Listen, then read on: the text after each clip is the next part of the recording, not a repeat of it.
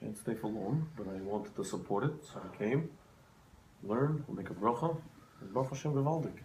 בעזרת השם, נעשה ונצליח. Amen. Well, I'd like to welcome everybody to the Tikkun Shovavim here at David Chai Synagogue. It's also the Hilula of Rabbi Israel Abu Chatzer, Baba Sali. זכותו תגן עלינו, אמן. We light this candle, לעילוי נשמת. בעזרת השם, that this learning can also be to the הצלחה of כל עם ישראל. Amen. Amen. Baruch. Every Jew that needs his siyata deshmaya, beberiut, bepanasa, bezivug, bezayad dekama, b'shlom bayit amiti. Let Hashem that this would be to their merit. Amen. We are in the middle of Shovavim. Parashat Bo. We're in the third week. And these are awesome days. These are days that are packed with spiritual power. The Arizal says that the main thing of Shovavim is Tikkun HaBrit. The main thing, the order of the day. Continues to say that the sin of the Brit is a grave sin with major implications and has no Teshuva. There's no Teshuva. It's more serious than what we think it is. Especially in 5778, where people are so comfortable and so normal with wasting seed.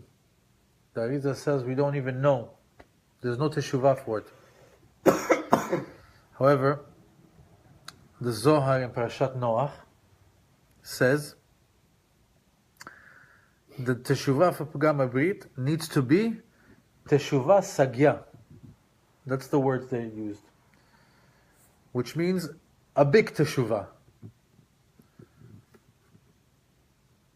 And only a big Teshuvah can be considered any sort of level of atoning for the sin of Pagam HaBrit. We know that the Tikkun HaKlali, the Tikkun that fixes the Yesod, is the most important Tikkun that one can do. Because when a person does the Tikkun on the Yesod, which in Hebrew means foundation, he can build the rest of his life on it. A person who hasn't done proper Teshuvah on his Pgam, on his Yesod, he's building on a foundation that is not solid. His whole life can be destroyed if the foundation is not prepared correctly. And for the men, one of the biggest foundation destroyers is Pagam HaBrit. What's the source? What's the source for this Shovavim period? Well, we know that Shovavim is an acronym for the first letter of the 6 parashiyot that we're right in the midst of, which is Shemot, Va'era, Bo, Beshalach, Yitro, and Mishpatim. During the time of these 6 parashiyot is the beginning part, is the 6-week period of Shovavim. So the question is, why specifically this time? Why these 6 weeks? Why isn't it in Nisan? Why isn't it in Av? Why isn't it in Tishrei? Why is it that the 6-week period lands exactly in the time of Shemot till Mishpatim? The answer to that, we have to go back into Bereshit. We have to go back to the story of Adam HaRishon. Adam HaRishon, after he realized what a grave sin he did in Gan Eden, he decided to do Teshuvah. What was his Teshuvah process? He immersed himself inside the river for 130 years. And during that time, the wife of the Yetzer Hara, the Lamed Yud and Tav, would come to him and cause him to spill seed. And all those nitzotzot that came out from Adam HaRishon created Shedin, Ruchin, and Lilin. And all these sparks that escaped during that 130-year period were mostly found in Mitzrayim.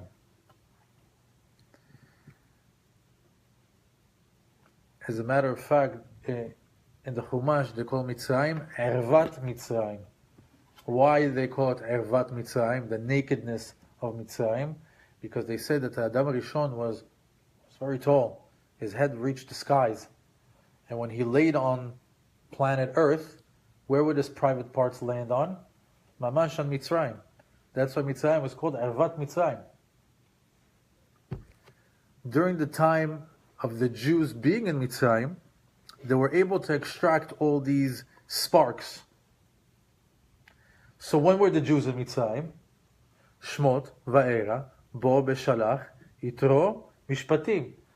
During Mishpatim we have a pasuk that says over there, Eved Ivri. When they give us the halacha of Eved Ivri, we know the Jews are freed. So because the Torah deals with the Jews in Mitzrayim during that time, and all the nitzotzot of Adam HaRishon were picked up at that during the period that we're there, that's why the Shovavim period lands exactly on these months.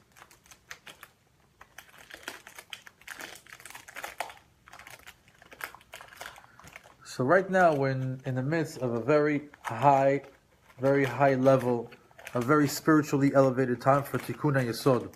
Anything that has to do with Avon Hakeri, Zera Lebatala. And now more than any time of the year. In other words, we're right smack in the middle of a window of time of the year. It's like, imagine how the year is, like we always say, it's a spiral. And every so often there's this little window of high spiritual energy that's open to us, like Shabbat, like Rosh Chodesh, like the Chagim. Here we have a 6-week window that opened up for us, that during this time we can elevate and we can fix ourselves through Tikkun HaBrit. Once these parashiot are over, of course you can do Teshuva. Of course you can work on Tikkun HaBrit and Tikkun HaYesod and all that, but not like now. Anyone who plugs in right now has a huge toilet. The Zohar in Sefer Ruth says, Teshuva Shelema, a complete Teshuva, accompanied by Limud Torah, the studying of Torah, equates to all is forgiven.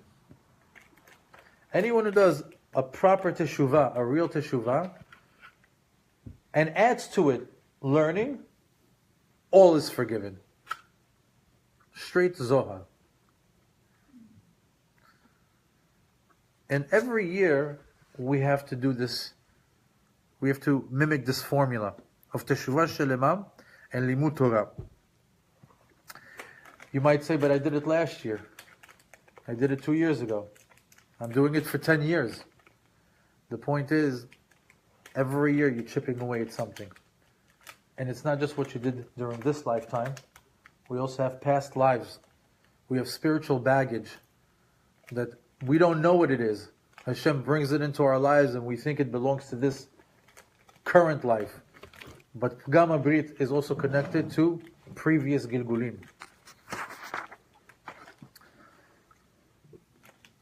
There's many ways to atone for Pgam HaBrit. Hari HaKadosh in Sha'ar Ruach HaKodesh and also in Sha'ar Yichudim says you have to fast 40 days plus another 44 days, which equals a total of Pedalet, 84 fasts per transgression. And by the way, he didn't make any kulot on this. There's no way to get out of this one. Hari HaKadosh says 84 fasts per transgression.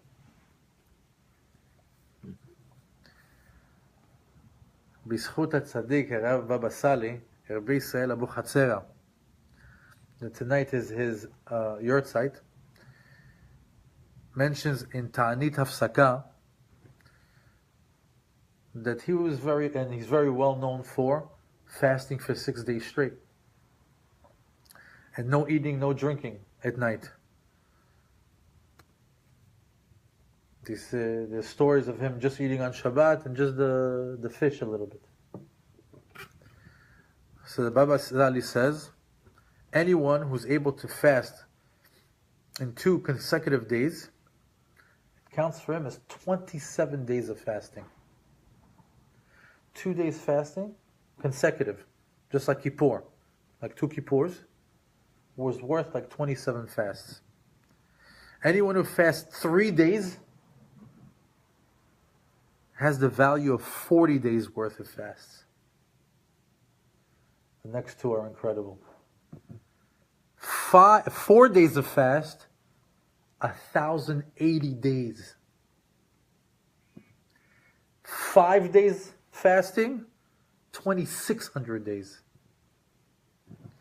And 6 days of fasting, the Baba Sali says, 65,600 days of fasting it equates to. However, nowadays, Sifrei Halacha and the Mishnah Berurah recommend to spread the fasts, so no one can get hurt and no one hurts their internal organs. Not everybody is built for that type of fasting, especially if you're not used to it. So in order not to damage your body, or if you haven't trained yourself to fast, don't do it. But let's ask a question. Where do we get this concept that fasting atones for sins?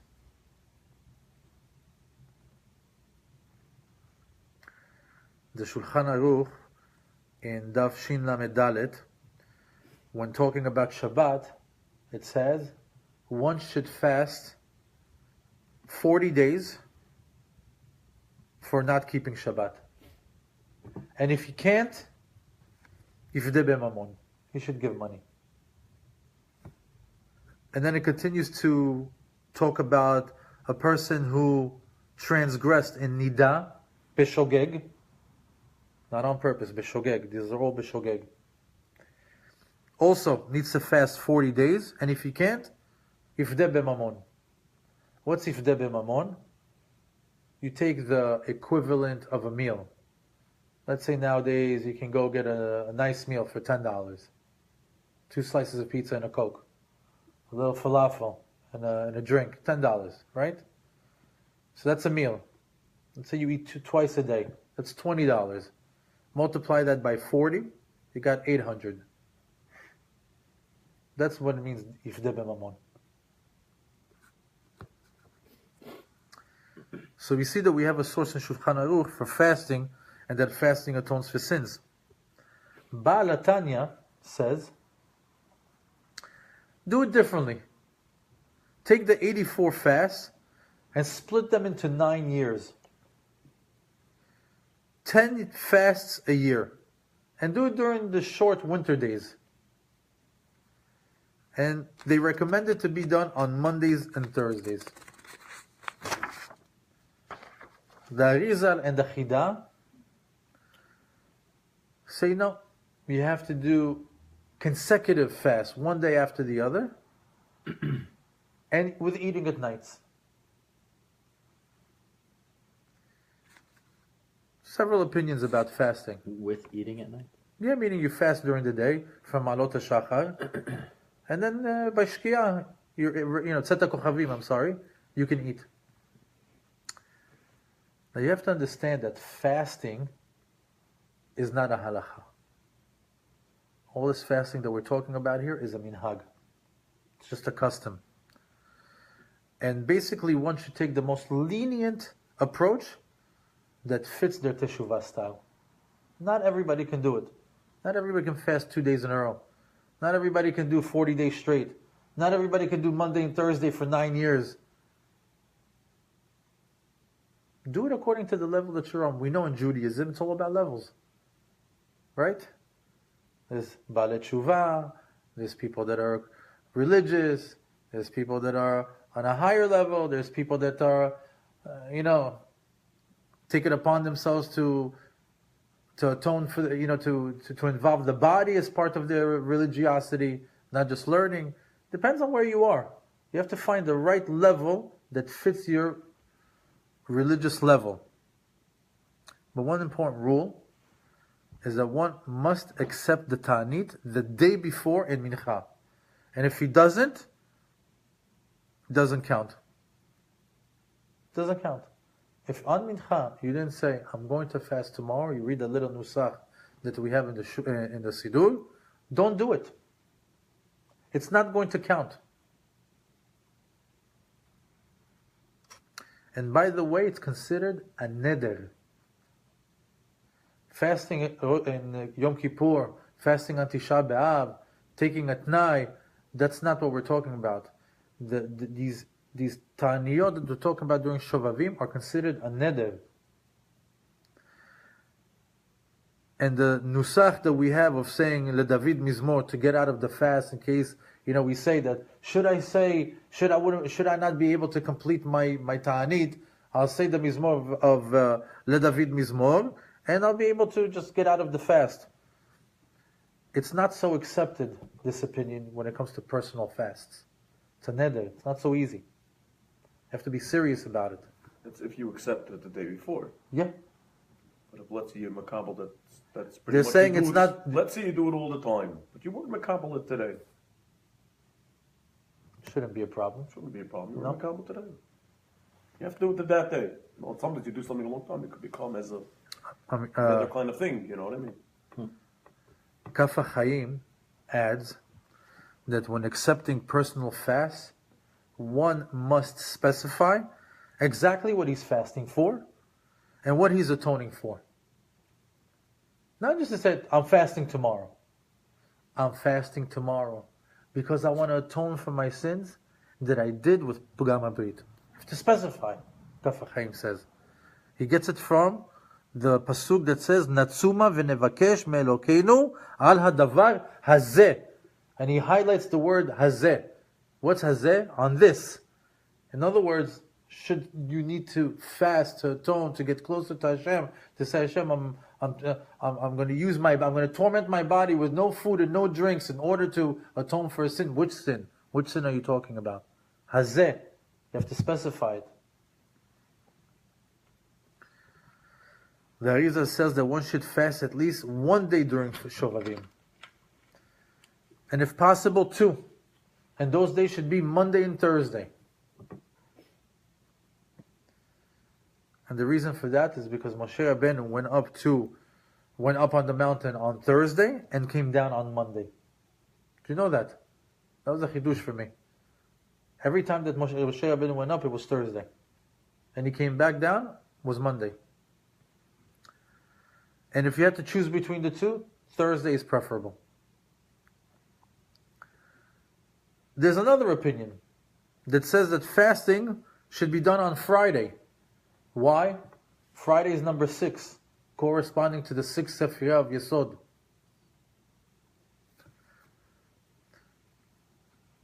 Even though that we know that it's not good to go into Shabbat fasting and going into Shabbat b'tzar, so they tell us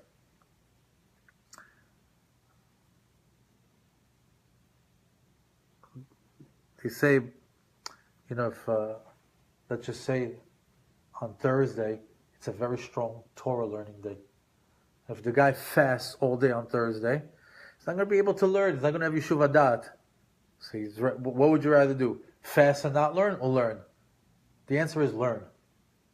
So if a person is going to fast and not be able to learn because he's going to be tired, he's going to be edgy, he's not going to be able to have Yeshuva Dat and learning, better that you learn. But, in this opinion, fast on Friday. But what do? Right before Shabbat comes in, taste the food of Shabbat. Like we learned recently that it's a big mitzvah. Tamel.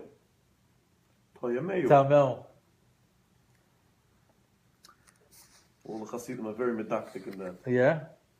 We just We just took it upon ourselves to be a little bit more attentive to that particular mitzvah. It's not so hard when you get a good piece No, of, it's not. Kugel or... I was accustomed... I was accustomed to taste the fish. But the chidush was everything. Yeah, everything. You get a little bit of everything. They say if you're fasting, that you should, even fasting, put it in your mouth, but spit it out. You mentioned it last week, yes. Yeah.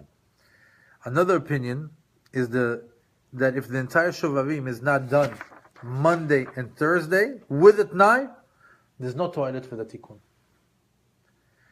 If you don't do Monday and Thursday and taking a Tnai the day before on Sunday and Wednesday, there's no toilet. This whole package, it's a 6-week package that you got to deposit 2 Taniyot the right way. Each week, though. Each week. But I thought you said that the Arizah said that at least the person should try to do at least 1 fast, if not 2 on Monday and a Thursday. B'diavad lechatchila. I don't know if you got to that, but you were going on how much a fast is worth. 1, 2, 3 consecutive. It brought down that the fast on Shovavim does the same concept without the days in a row. That's why if you do the days in a row and on Shovavim, that's where the numbers start going.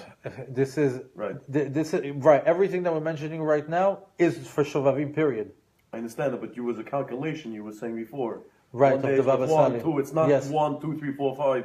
If it's done during the Shovavim times, there's a calculation where it's also considered a 1, 2, 3. That's one. That's right. These are all the different opinions, just to show you how many people, how many big rabbis gave this Shovavim period so much attention. Mm-hmm. And so many people don't even know about it. However, there are several ways that are easier ways to get atoned and without fasting.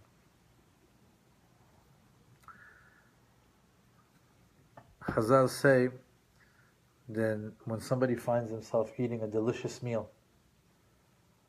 and he's at the peak, you just got the steak, you're 4 bites into it, you're ready to clean up the plate, you're ready to give it back to the waiter with just a fork and knife.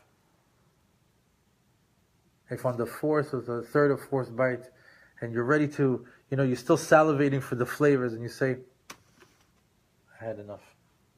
You're at the peak of your enjoyment, that counts more than the ta'anit. That's something that a person can do every day. So funny. I wasn't feeling well today. I didn't fast. But last night I went to a restaurant and I ordered a whole bunch of food. And I saw a guy with a license plate that said Uman. So I went to go schmooze with him. Big tzaddik. I came back. They threw all the food out. I didn't have any food. So I wasn't able to fast, but okay. I didn't have the food. So maybe Chachik, that was the tikkun. Maybe something. There you something. Go. Like, by the way, type of tikkun. However, for the layman and for the most accepted opinions for this dor, which is the dor anus, we're known as that, the weak generation, the anusim, that we don't have the strength to do everything that we just mentioned.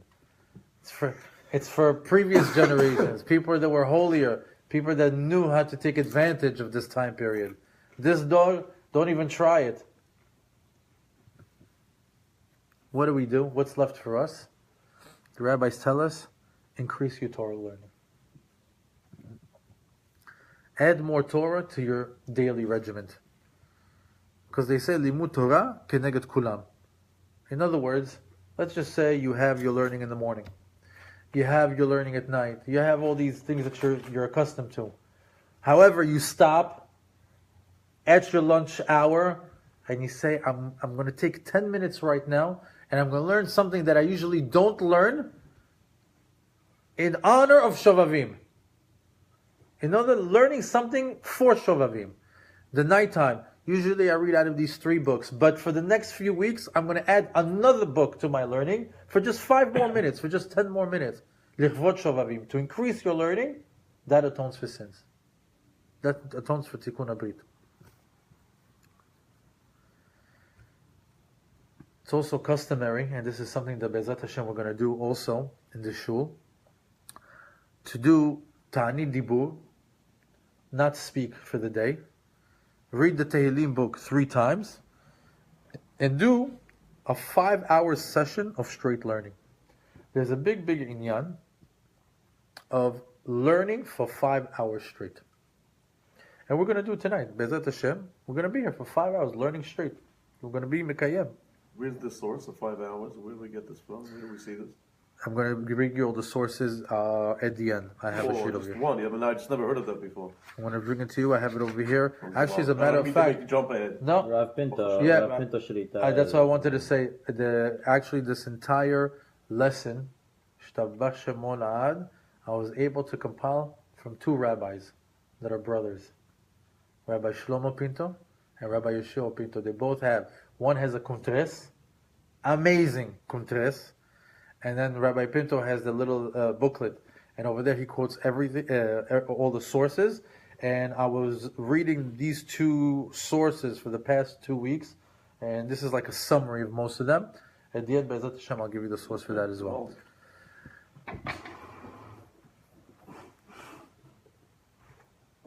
Now, tonight we're going to increase the learning. We do our Torah learning for 5 hours with kavanot to atone for Pgam Habrit. And one should know that the night learning is the most powerful learning. They say when you learn at night, chut shel chesed, you're able to draw from the Shamayim.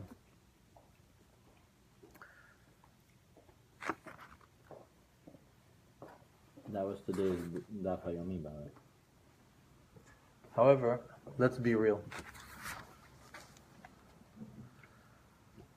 Before everything that we mentioned, all the taniyot, all the learning, all the tzedakot that we want to give, they say that all that is worthless if a person doesn't do a sincere teshuva. In other words, without real teshuva, without real regret, imagine a person finds himself in a Tikkun Shovavim, and he's sitting here and he's learning and he's reading Tehillim 3 times, and then he goes back home, and it's the same thing on the phone, it's the same thing on the computer, it's the same thing on the. He doesn't, he did Teshuva, it doesn't really mean it. It's not worth it. It's if it didn't count. They say without real Teshuva, without real regret, it's all worthless. And we know that Teshuva has a formula. What's the formula for Teshuva? Modeh ve'ozev yerucham. Admitting, regretting it, doing Teshuva, and leaving it behind. It's a simple formula. Should you do that, all is forgiven. And this tikkun becomes highly elevated and highly useful. However, if you don't have real Teshuva, don't even do it. Don't waste your time. Go read a newspaper, the rabbi said. Wow. It's actually equivalent to Tovel v'sheretz beyado. You know that concept? Mm-hmm. A person that dips and he's got a dead rat in his hand. Actually, it's something that the Dafka did before they would go to the Miktavel, because the Torah says that if you're Tameh, and then you go into the mikveh, you're Tahar. But if you're never Tameh, it's not really good. So if you go to the Sheretz to go in, but the Torah doesn't. If you go to the mikveh and you're Kadosh, the Torah's not calling you. Okay, but if you're Dafka dirty and then you go in, so now the Torah is calling you. Chidush. That's a good one.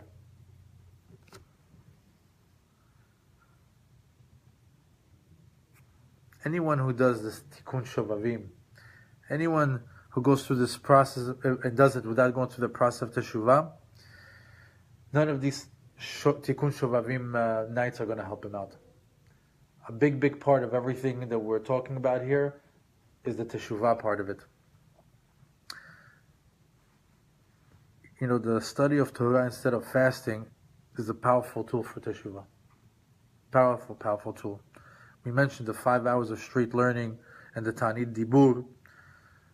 Rabbi Shlomo Pinto continued to say, he continued to quote from Rav Noam Elimelech that says that studying on Shabbat has a huge power for Teshuvah. And he says, what type of studying? Listen to this. He says, anybody who studies 2 pages of Gemara with commentary, specifically Rashi he mentioned, but he said other commentaries are acceptable. It's like he did 2 days of Ta'anit. You're going to like this also. He said, anyone who studies 4 pages of Gemara is equivalent to 27 Ta'aniyot. Wow. 6 pages of Gemara, 40 Ta'aniyot. This is from, he quotes the Norm Elimelech. 8 pages of Gemara, 108 Ta'aniyot.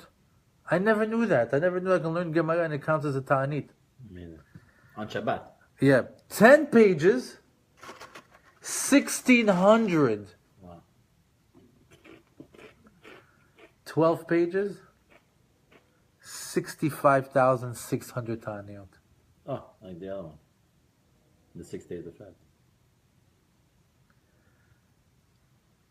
So you see that Ishtabach Shemo La'ad, we get the shortcut of the shortcuts of the shortcut of the shortcuts. We got this 6-week period. Anyone who wants to get plugged in, Hashem says, I sent you Arizal, I sent you Dachida, I sent you all these rabbis to give you all the secrets. I sent you the Baba Sali. Mm-hmm. What did you do? Don't torment your body for 84 days. Don't take the strict opinion. Study a few pages of Gemara on Shabbat. Look what it'll do for you.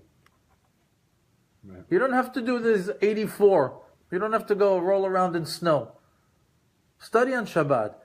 Fast for 2 days. Fast just in the morning.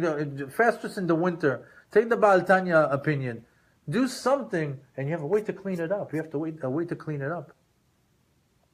It's absolutely amazing how the rabbis always give us a way out, but not only a way out. This is more than a shortcut.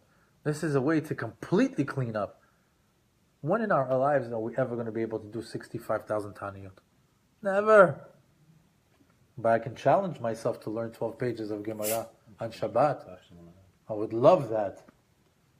You learn it Be'iyun, and then you sit one Shabbat and you shtag on 12 pages. What does that do? What kind of cleanup? Can't imagine. Let alone for previous Gilgulim. 65,600 times. Wow. Don't squander this opportunity. It's a special window of time that's available during Shovavim. Do Teshuva for this life. Do Teshuva for past Gilgulim. And at the same time, pray for another Jew. There's another Jew that needs right now a Tikkun Brit all the way. But he's lost. Right now, he's not holding there yet. Pray that another Jew on the other side of the world that needs a Siyata Deshmaya for a Pgam Brit, I pray for you. I pray for him. And for all Am Yisrael. Hazrat Hashem, that this lesson be to that Tzachah of all Am Yisrael.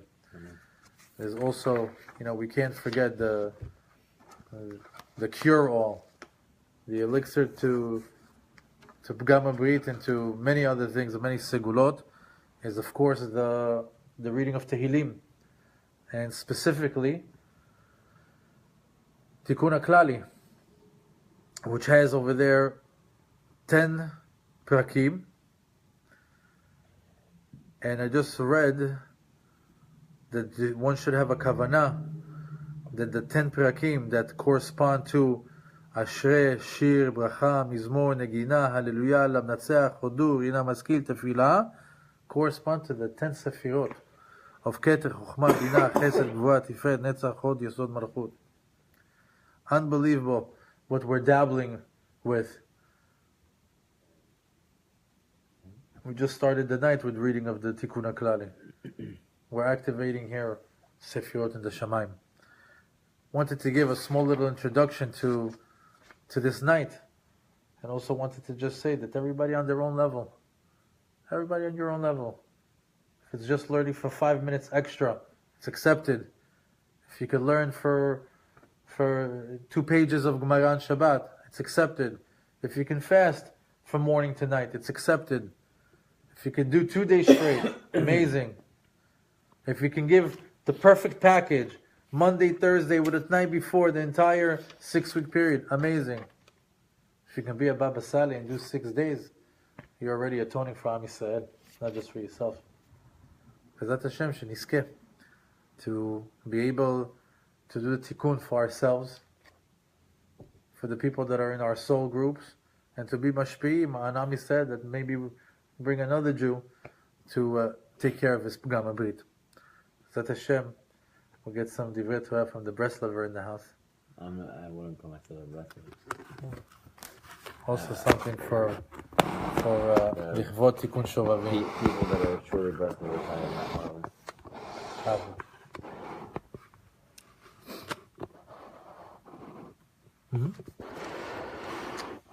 Okay, so בזכות רבותינו צדיקים, גמראים, and בזכות בבא סאלה, זכותו יגן עלינו. Amen. So, one of the things I wanted to discuss tonight was actually the Shemona Esrei that started actually with a friend of mine, Amir, that I was with when I was with my wife, and we were out with some friends, and so we happened to be speaking over dinner. And so Amir introduced me to a concept of the Shemona Esrei that, although I've been praying it for years, I never had paid attention to the concepts. And then after approaching you during Shabbat, we went and spoke with Chacham Sharabani, Sharita, and he spent the remaining part of the Shabbat with us by Seudah Shlishit, basically showing us the Shemot Kedoshim of HaKadosh Baruch Hu in the Shemona Esrei. And so I just feel like it really opens up so very much, including some of the things that you talked about tonight, because it's very real for each of us. If you look inside the Shemona Esrei itself, each prayer, when you say Hashem's name, I'm sure you probably know this also, but when you see Hashem's name inside the Tefillah, inside the Shemona Esrei, each permutation of Hashem's name is different depending on the section that you're in, right? So the first one, which is Magen Avraham, is actually Keneged Chokhmah. That name of Hashem that's there, if you open up a Siddur, right? So we have one here, right? Beautiful Siddur, Or Yaakov, and you see the name of Hashem. So looking at the name of Hashem there, right? I don't know if you can see it there. Right there. With the patach. With the patach, right? So the patach there, you're supposed to have already in the understanding of Yud Kei Vav Kei when you're saying the prayer, but you're also having the other explanations of Adan HaKol and Haya Hoveh V'Yihiyeh. You're supposed to have that already in the Kavanah for sure. But what's the patach? Why there's a name different in each one, right? You see the patach there. You see the kamatz. You see the Segor, cholam, I saw. And chubuk. You see different Nekudot. Not only nekudot, but just different arrangements of Hashem's name. So each one is corresponding to different things. So the first one being is chokhmah, and the second one is binah, right? So we have the first one being Magen Avraham, which is chokhmah. Then you have binah. Then you have, after that, in Kadosh, you have actually a higher name that doesn't even have one of the Sefirot. It's above all else, which is Kela Kadosh. And then you have in Atah Honin Ladam La'at, you have there again the Patach. But then you start going into Harotzei B'Teshuvah, what we were saying before, that, even 2 pages of Gemariot, that can make the Teshuvah. It's because Hashem wants the Teshuvah. But how does He want it? He wants it through the Binah of a person. What's the Binah? The Binah is the more feminine aspect of ourselves. It's that aspect of where, we understand that the women are higher than the men in Judaism, and we know that women specifically are able to take a concept and mature it and grow it and fashion it and refine it. It's a refined way of dealing with something. And so Binah is that concept, and it comes out in the aspect of giving Hashem the heart, which is what He wants. But then you go to Hanun Harabei Lisloach, where HaKadosh Baruch Hu is forgiving us, and through His forgiveness, what's there? The Segol. And what's the Segol? It's no longer just Sefirot, where it's also Hesed, but it's also Keneged Avram Avinu. So it's a big way to tap into Avram Avinu, which is the progenitor of all of Am Yisrael, progenitor of the whole world, really. You go further, you get to Goel Israel, where you see, what's it, with the dot, one dot, and then another dot underneath. It is the Where is the name? Shva, right? Shvana and Shvanach.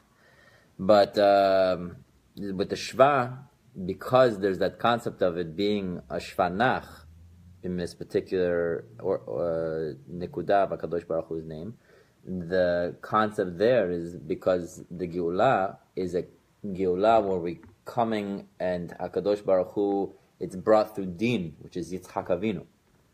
It's brought through judgment, but judgment is also Yitzchak Avinu to say, well, that this is his concept of Din. What made Yitzchak Avinu Keneged Din? It was that he was able to separate. He was able to. It wasn't that he had two sons from the same wife, and that separation, he was able to separate the bad from the good. Where we had Yaakov Avinu, who is then Tiferet, which oddly enough comes right after that with Rofei Cholei Amo Yisrael. And that name of Hashem, where you have the dot on top, this Nikudah is Yaakov Avinu. This is Rofei. Then you go, which we also know that Yaakov Avinu was Keneged on Refuah, because also it wasn't until Yaakov Avinu prayed that a person should be given simanim towards the end of their life, that they should know that the end of their life is coming after 120, to prepare themselves for Teshuva. Then you get to Barachenu or Barach Aleinu, and what do you have? You have the Nekudah, where the dot underneath, which is Keneged Netzach, which is Moshe Rabbeinu. Also Rabbi Nachman of Breslov. But these concepts, Amen. These concepts are huge. Then you have Mikabetz Nichei Amo Yisrael. You have the three dots underneath, not as a segol, but so that is Keneged Hod, which is Aaron HaKohen. Take up a shofar, gadol leherutenu, that one. Then hashiva shofatenu kvarishona. This one, melech ohev tzedakah mishpat. This is where HaKadosh Baruch Hu has a sense of justice. This is Keneged Yosef HaTzadik with the dot in the middle. Then the Malishinim, Laminim v'Lamaleshinim. Then this one is actually the Kamatz, which is Keneged Keter, which is the highest of all of the Sefirot. And one's got to ask a question, because if you read Masechet Berachot right away, you know that this is for Laminim v'Lamaleshinim. You know that these are the heretics. So that means that the expression of the heretics, that the lowest of the low of the low of the low, is where we see the highest of the high of the high, which is a major concept in Chassidut. Kamatz is very interesting. It stands for Kol Tzom Mamon. Yeah. The highest level is when you pray, and when you fast, and when you give tzedakah. Mm-hmm. It's also, by the way, perhaps a call for them to do Teshuvah as well. Again, because we're bringing the lowest to the highest. Rabbi Nachman says in Likutei Moharan that the highest expression, the highest revelation of HaKadosh Baruch Hu, is when the lowest of the low recognize him, right? So what happens? So if you go to, for example, it says that like when you look at other people in the world, that's why a person shouldn't look down on the lesser of his fellow Jew, and also even the Goyim. Even the goyim in their workplace, he shouldn't be waving his finger at them or thinking less of them. Why? Because even them, if he can bring them to recognize HaKadosh Baruch Hu, not that they should become Jews, but if you can get them to recognize Ein Od Min Avado, HaKadosh Baruch Hu, that is, he's one and everything is one with him, you're already bringing a revelation of HaKadosh Baruch Hu. So this is Laminim Vel Malashini. It's potential power. That's Cain and Hevel. That was their. Oh, for sure. That's, Then Ala Tzadikim. Potential. Who's the Tzadikim? Tzadikim is Keneged Yosef again. Then you have Bonei Yerushalayim. And with Bonei Yerushalayim, I actually, I wonder if you can get the other Sidur there. The white one? Yeah, no, the one that's on the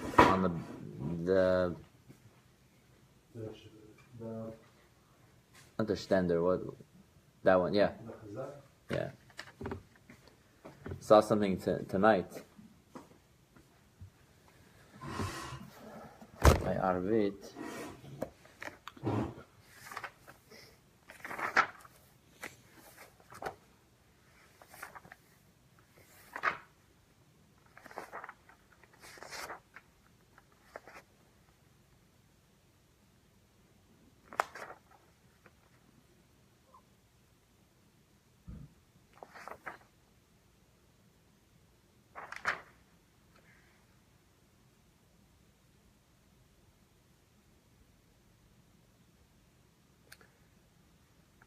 Right, so there's a connection to having both Moshe Rabbeinu and Aharon HaKohen the same exact tefillah, which is what I told you about the other day, that it literally is their connection to bringing us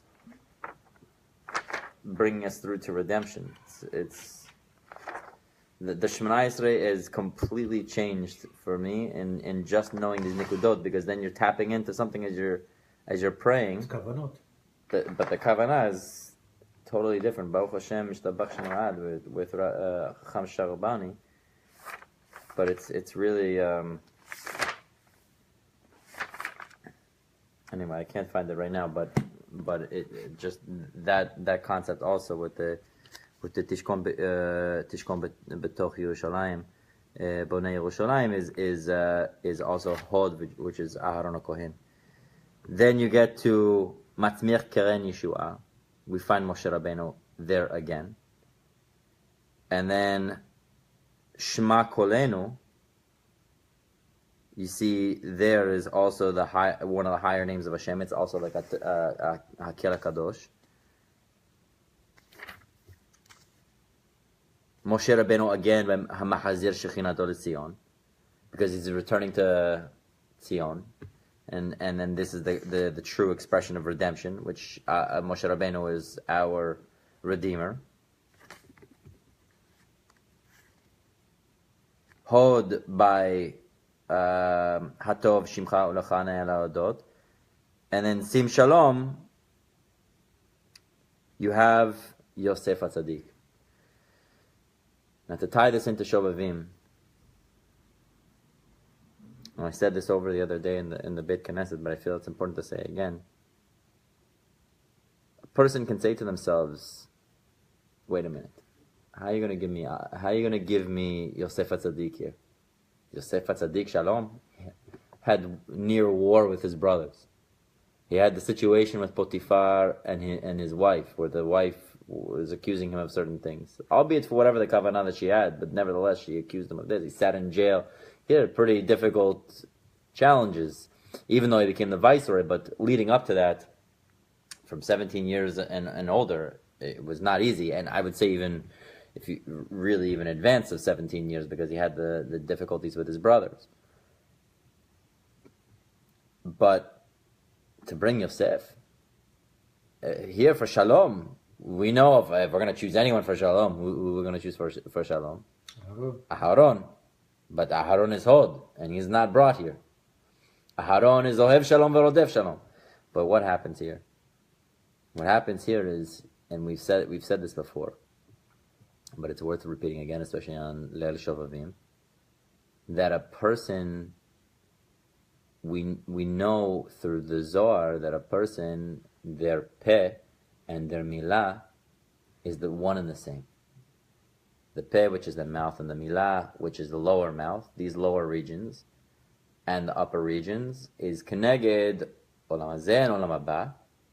But it's also that the way for a person to have shalom, whether it be shalom b'chavero, or shalom b'ishto, or shalom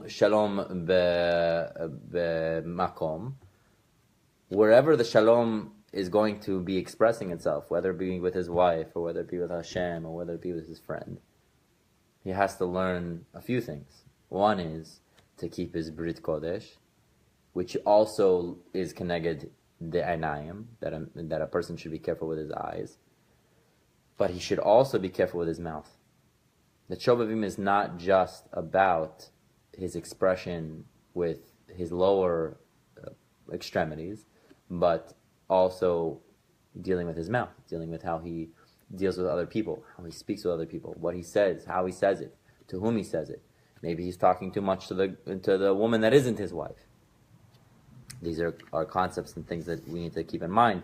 But so much so that the Ad Knesset HaGedolah thought to put that in the tefillah, that you want to have shalom, you want to have Amavarech et amo Yisrael b'shalom, you have to be with Yisod, with Yosef HaTzadik. Also, we know another interesting concept is, we know that the Shvile Pinchas, Rabbi Pinchas Friedman Sherita, he says that the whole concept, according to the Ari HaKadosh, of why Yosef HaTzadik did what he did in Mitzrayim, was he foresaw us coming out of Mitzrayim. The whole reason we had to go into Mitzrayim, he saw us, and he knew why we were already going in. He knew why his father would come down and his brothers would come down. He knew why he had to bring them down, why he had to do all those things to get them to be there. He understood all of it. Because the concept for him was that just like the Arva is Mitzrayim, he had to take off the Orla. So he made all of Mitzrayim. Remember when Mitzrayim, they wanted to have food, and only Yosef had food at that point. So what happened? They gave him all their money. Then what happened? They gave him all of their belongings, all their land. They had nothing else. They got enslaved. But they got enslaved. How did they become enslaved? Brit Milah. He made them all do Brit Milah. They only stopped doing it when what? When Yosef died. That's right. But what was he doing? He was laying the groundwork, he was laying the foundation to bring us out of Mitzrayim. Why? Because Am Yisrael's entire purpose in this world is to fix that which Adam Rishon, which you spoke about earlier, which Adam Rishon did for 130 years. To pick up all these nitzutzot. And Mitzrayim being the epicenter of all that is Tum'ah in the world, they had to clean it up from there. They had Yosef HaTzadik, the one who is the tzaddik, the one that we say is that, why is he tzaddik? Right, he represents the Yisod. He's the one that has to end up making them all do the Brit Milah. And then by doing the Brit Milah, it was laying the foundation for Am Yisrael to then come out. They had to go inside and then leave. And what did they leave with? With all the wealth. They left with all the goodness, all the riches of Mitzrayim, because it really belonged to them. But we can only tap into that when we are keeping the Brit Kodesh. When we ourselves are removing the Orla, when we are coming and we're bringing ourselves and going out from that into the Kodesh, separating ourselves, right? We went out, we're going to see in this week's parasha, when we're going out, not in this, Parashat Beshalach, sorry. When we go out of Mitzrayim, what's going to happen? They're going to turn around, they're going to say, okay, you brought us from Mitzrayim to go and die in the desert. And so you see something interesting there. You see it says, I believe it may be the Kaf HaChaim. He asks a question. He says, what's going on here? They just left Mitzrayim, they just saw 10 of the Makot right in front of their face. What's going on? And they saw Kriyat Yam Suf. And yet they had 3 days without water, it says. And they started complaining about bitterness of the water, that when they went to the Mara, It was bitter for them. They couldn't drink it. They complained to Moshe Rabbeinu. What, we came to the desert. So they say, what was the issue? What was the water that they hadn't had for 3 days? They hadn't had Torah. They had gotten so busy with everything else. Oh, I got to do this. I got to do that. Let me just do this. Let me just do that. And they forgot about the Torah. And it was that water that they missed, that when they started drinking the water, it was bitter to them, because they lost the way to see the world.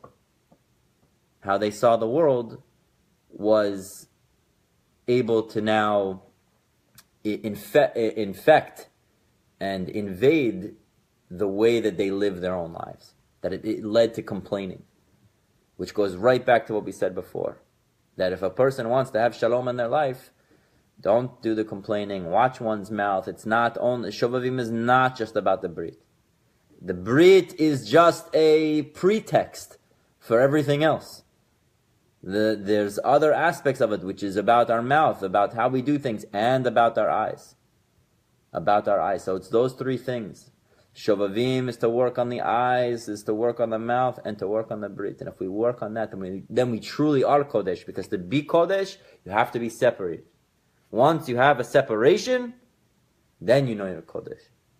So Be'ezrat Hashem, Am Yisrael should be completely Kodesh. We should continue working on Shemona Esrei as well, and be able to tap in that when we're really speaking to HaKadosh Baruch Hu and doing the Avodah, which our true Avodah today is the Tefillah of Shemona Esrei, that it's on the highest level that we should be at.